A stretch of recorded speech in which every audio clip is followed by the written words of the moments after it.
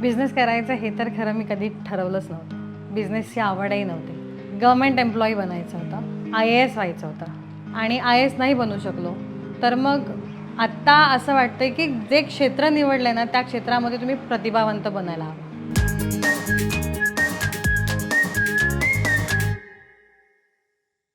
Moment अशी होती की मला स्वतःला त्रास व्हायला सुरुवात झाला होता PCOD PCOSचा आणि अचानक वजन वाढायला लागलं होतं. 9वीतली मुलगी 9वीतल्या मुलींसारखी दिसत नव्हती, कुठेतरी ओव्हरवेट दिसत होती. मग वर्गात थोडंसं मागे बसवणं किंवा उंची जास्त असल्यामुळे सगळ्यात मागे उभं करणं असे सगळे प्रकार होत होते. तर मग त्यावेळेला की आपल्या तब्येतीमध्ये बदल होतो एवढं कळण्यात त्या मुली कॉन्शियस नसतात. मे बी कुठेतरी मी कॉन्शियस असल्यामुळे मी आईला सांगितलं की आई मला असे त्रास होत आहे आणि मग त्यावेळेला आई मला डॉक्टरकडे घेऊन गेले आणि मग त्या डॉक्टरांनी गायनॅकनी सांगितलं की तुम्हाला PCOD PCOS सारखे सिम्पटम्स आहेत आणि योग्य वेळी तुम्ही त्याच्यावर जर उपचार केले तर तुम्ही बरे होऊ शकता. आणि मग उपचार केले, मी बरी झाले. पण मग ना डोक्यात तो विचार सतत चालू होता की जर हा त्रास मला आहे तर इतर किती स्त्रियांना होत असेल, किती मुलींना होत असेल आणि याबद्दलचं नॉलेज दिलं जातं आहे का लोकांना. मग 24व्या वर्षी सुरुवात केली. कॉलेजमध्ये असल्यापासूनच डोक्यात चालू होतं. NCC NSS UPSC ॲस्पिरंट होते म्हणून वेगवेगळ्या ठिकाणी जाऊन मी केस स्टडी करत होते. जिथे जिथे मुलींचा जमाव यायचा तिथे मी या गोष्टी बोलत होते. आणि मग एक दिवशी असं ठरवलं की आपण फ्रीमध्ये का असेना आपल्या शाळेतून सुरुवात करूयात आणि करूयात आपण या गोष्टीला सुरुवात अवेअरनेस करायला. तर मग आधी माझ्या शाळेतच गेले आणि माझ्या शाळेमध्ये मी एक लेटर दिलं आणि मी सांगितलं की अशा प्रकारचा आपण अवेअरनेस प्रोग्राम करायला हवेत. तर सगळ्यांचे डोळे असे उघडे राहिले. कार्यक्रम झाल्यानंतर शिक्षकांच्या चेहऱ्यांवरती आणि मुलींच्या चेहऱ्यावरती इतकं समाधान होतं की आज आपण काहीतरी नवीन शिकलो. आणि मग तेव्हा धाडस झालं की हा विषय आपण बोलायला हवा. असं करता करता कल्याणच्या पोटे क्लासेसमध्ये मी एका दिवसामध्ये जवळजवळ 11 सेमिनार एका दिवसात घेतले होते. इतकी एनर्जी होती, इतकं तळमळ होती. आणि आत्तापर्यंत नाही म्हटलं तरी 400 कार्यक्रम संपूर्ण महाराष्ट्रामध्ये घेतले सोशल अवेअरनेसचे.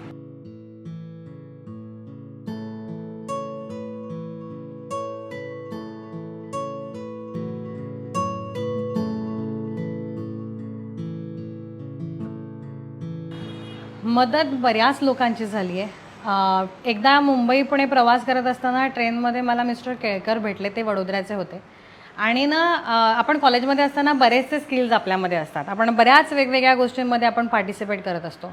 तर त्यांनी ना त्यावेळेला एक गोष्ट म्हटली आणि जी खूप टच झाली. आपण म्हणतो ना एक ना धड भाराभर चिंध्या. सो मग आपल्याकडे कला भरपूर आहेत पण ते योग्य एका प्लॅटफॉर्मवरती जर सगळ्या वापरल्या तर मे बी आपण त्यातून काहीतरी नवीन निर्माण करू शकतो. आणि अविनाश धर्माधिकारी सर एक माझ्यासाठी नेहमी आदर्श आहेत. त्यांचंही नेहमी म्हणणं असायचं की तुम्ही ज्या कुठल्या क्षेत्रामध्ये आहात त्या क्षेत्रामध्ये तुम्ही सर्वोच्च स्थानी असायला हवं आणि तुम्ही स्वतःला ओळखायला हवं की तुम्ही काय आहात, तुम्ही लोकांपर्यंत काय पोहोचू शकता आणि तुम्हाला कुठली गोष्ट आनंद देऊ शकते.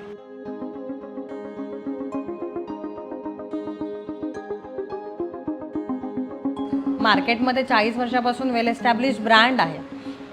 सो पुन्हा अभ्यास आला की 40 वर्षापासून सेटल आहेत पण लोकांना ते काय त्रास देत आहे. मग ते मेडअप ऑफ प्लास्टिक आहेत, त्याच्यामध्ये केमिकलचं प्रमाण जास्त आहे, टॉक्सिन्सचं प्रमाण जास्त आहे ज्याच्यामुळे लोकांना कॅन्सर होऊ शकतो. तर मग बाजारामध्ये दुसरं सोल्युशन आहे का की आपण त्यांना इको फ्रेंडली प्रोडक्ट पोहोचू शकतो. तर मग त्यावेळेला एक आहे ना क्युरिओसिटी असते आपल्याला की ऐश्वर्या राय काय वापरत असेल, कंगना रनौत काय वापरत असेल. तर मग थोडंसं सर्च केल्यानंतर कळलं की ज्या वेळेला फॉरेन कंट्रीजमध्ये काही कामासाठी जातात त्यावेळेला येताना तिकडनं परचेस करून आणतात. द रिझन बिहाइंड इज की तिकडे इको फ्रेंडली सॅनिटरी नॅपकिन्स मिळतात आणि जे इंडियामध्ये वेल एस्टॅब्लिश सॅनिटरी नॅपकिन्स मिळतात ते टोटली बँड. कारण की ते ड्रेनेज सिस्टममध्ये जर फ्लश केले तर आपली ड्रेनेज सिस्टम पूर्ण चोक होऊ शकते. जर 4 तासापेक्षा तो सॅनिटरी पॅड जर त्या फिमेलने वापरला तर तो तिला कॅन्सर देऊ शकतो. आणि हे एवढं कमी नाही आहे की एक sanitary pad is equal to 4 gram, म्हणजे 4 पॉलीबॅग्स एवढं आहे. ते साधारण 18 ग्रॅमचं त्याचं वेट असतं. तर साधारण 464 टन कचरा एखादी लेडी तिच्या संपूर्ण आयुष्यामध्ये तयार करते प्लास्टिकचा. मग यामध्ये मी काय काय करू शकते. तर एकतर मी पॅडची क्वालिटी चांगली करू शकते की जी लोकांना कॅन्सर देणार नाही. दुसरं मी काय करू शकते तर मी एक चांगलं पॅकेजिंग देऊ शकते आणि चांगलं पॅकेजिंग म्हणजे ते पण इको फ्रेंडली पॅकेजिंग. आणि मग मी याबद्दलचा अवेअरनेस करू शकते. ह्यातलं हे जे ॲनाईन चीप आहे ना, हे आहे फाईन वन टेक्नॉलॉजी यूज केलेलं इंडियाज फर्स्ट ॲनाईन सॅनिटरी नॅपकिन. हे इथे असण्यामागे एक कारण आहे, कारण की आपली स्त्रियांची जी वजायनल टच जो होतो तो इथे होतो आणि आपली जी वजायनल किंवा वल्वर स्किन जी असते ना ती फार परमिएबल असते. त्यामधून कोणत्याही प्रकारचे इन्फेक्शन होऊ नये म्हणून नॅनो सिल्वर टेक्नॉलॉजी, मॅग्नेटिझम, त्यानंतर कायटन टेक्नॉलॉजी, ॲनाईन, फार इन्फ्रारेड, म्हणजे जसं आपण एखाद्या नैसर्गिक ठिकाणी गेलो ना की तिथे आपल्याला ते पाण्याचा आवाज किंवा फ्रेश पाणी, धबधबे, यामुळे कसं आपल्याला फार जास्त ऑक्सिजन मिळतो आणि आपण फ्रेश फील करतो. तसं हे सॅनिटरी पॅड यूज केल्यानंतर तितकं कूल आणि तितकं फ्रेश फील आपल्याला याच्यामधून मिळतं.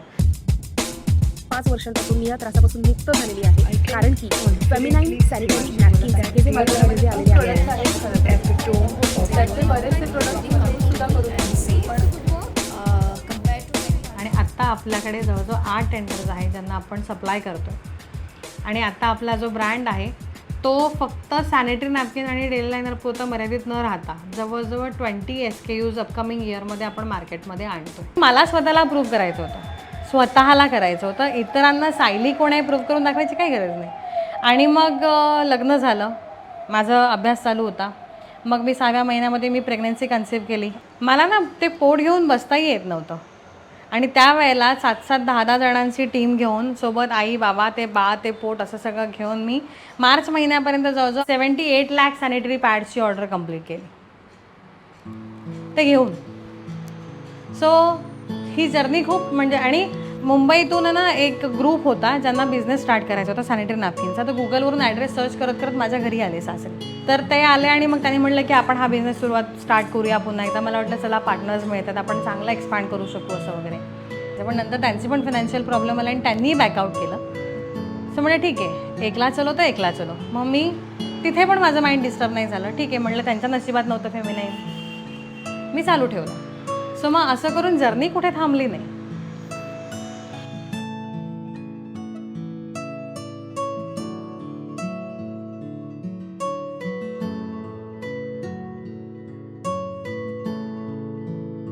फेमिनाईन इंडिया हे आपलं सोशल मीडिया हँडल आहे आणि ज्याच्या अंतर्गत आपण सोशल अवेअरनेस करत असतो सर्वत्र, संपूर्ण महाराष्ट्रामध्ये आणि आता पॅन इंडियामध्ये. मग आपण काय करतो की शाळांमध्ये, कॉलेजेसमध्ये, कॉर्पोरेट्समध्ये, किटी पार्टी ग्रुप किंवा महिला मंडळ किंवा महिला बचत गट किंवा काही पॉलिटिकल ग्रुप्स असतात, तर जिथे जिथे महिला हळदी कुंकवासाठी जरी एकत्र आल्या तर असतं की तिथे जायचं, त्या महिलांशी 2 मिनटं मासिक पाळी संदर्भात बोलायचं. तर आपण त्यामध्ये काय करतो की स्त्री, तिची मासिक पाळी, त्याबद्दलची स्वच्छता कशी राखली गेली पाहिजे याबद्दलचं नॉलेज त्यांना देतो.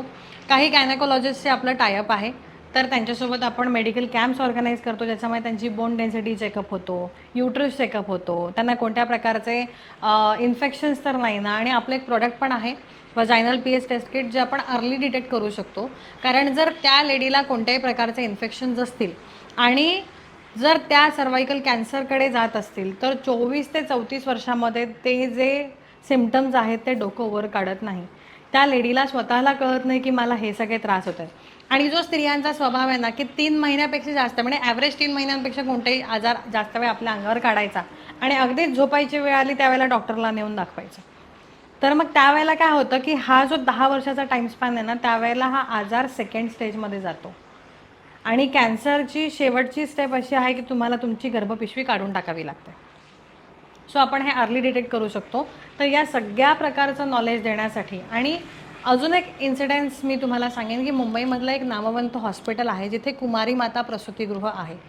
आता या प्रसूतिगृहाची गरज का, तर जागतिक सर्वेक्षणानुसार वयाच्या 9व्या वर्षापासून मुलीला मासिक पाळी यायला सुरुवात होते आणि त्या वयामध्ये ती शाळेमध्ये असताना किंवा कॉलेजमध्ये असताना तिच्यासोबत जर काही गैर घडलं आणि जर तिने ते घरी सांगितलं नाही किंवा तिने ते सहन केलं आणि जर त्याच्यामधून तिला गर्भारपण आलं तर अशा मुलींना त्या हॉस्पिटलमध्ये कुमारी माता प्रसूतिगृहामध्ये ठेवतात.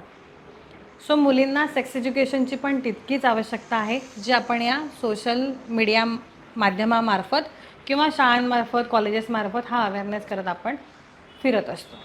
आणि जसं आपण आता सॅनिटरी नॅपकिन सेल करतोय त्याच पद्धतीने आपण वेंडिंग मशीन्स आणि इन्सुलेटर्स पण मार्केटमध्ये देतो, ज्याचा असा वापर आहे की समजा बऱ्याच मुलींना सवय नसते की बाबा एमर्जन्सी आली, तहान लागली की विहीर खोदायला जायची. तर जर समजा अचानक पायी आली तर काय करायचं, तर लगेचच तेवढे पैसे कधी कधी मुलींकडे, शाळकरी मुलींकडे नसतात विकत घेण्यासारखे, किंवा गावखेड्यामध्ये सोयी उपलब्ध नसतात. अशा ठिकाणी वेंडिंग मशीन लावू शकतो, ज्याच्यामध्ये एक नाणं टाकून मग ते 2 रुपयाचं किंवा 5 रुपयाचं तुम्ही ते पॅड घेऊ शकता, एमर्जन्सीसाठी वापरू शकता आणि नंतर मग घरी गेल्यानंतर तुम्ही तुमची साधनं वापरू शकता. सो असेही काही प्रोडक्ट्स आपल्याकडे आहेत.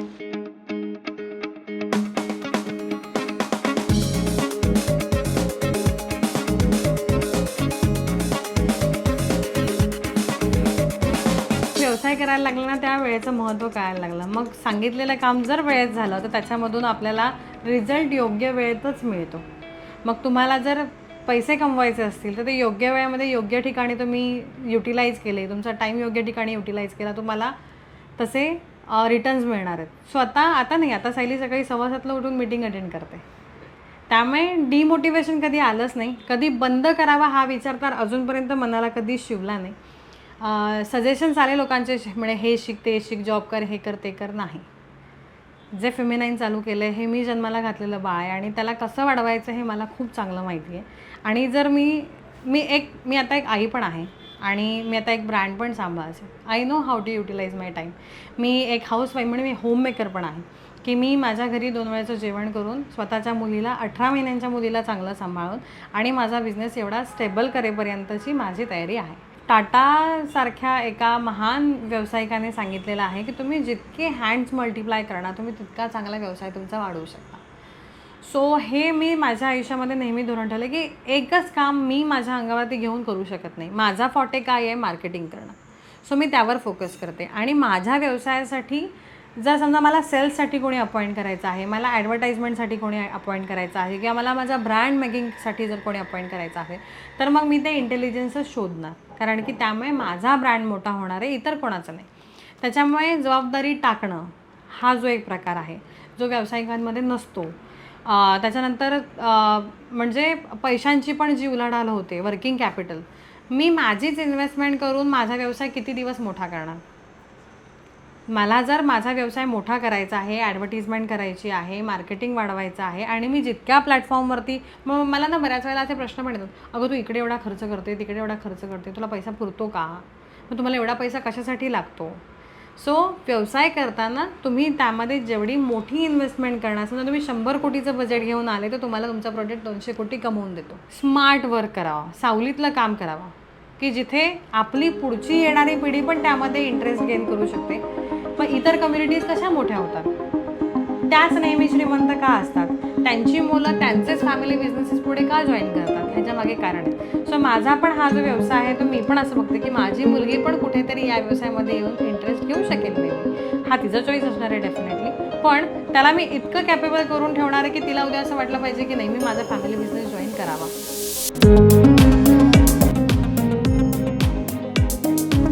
डू ओरिजिनल्सबद्दल काय बोलायचं म्हणजे आपण बरंच करत असतो आयुष्यामध्ये, खूप मेहनत घेत असतो, खूप काम करत असतो, पण त्याची कधीतरी कोणीतरी दखल घ्यावी लागते. तर माझा हा प्रवास लोकांपर्यंत पोहोचण्यासाठी, म्हणजे मला इन्स्पायर करण्यासाठी ज्यांनी मदत केली ते डू ओरिजिनल्स, तुमचे खूप खूप आभार. आणि डू ओरिजिनल्सला लाईक करा, सबस्क्राईब करा आणि शेअर करायला अजिबात विसरू नका.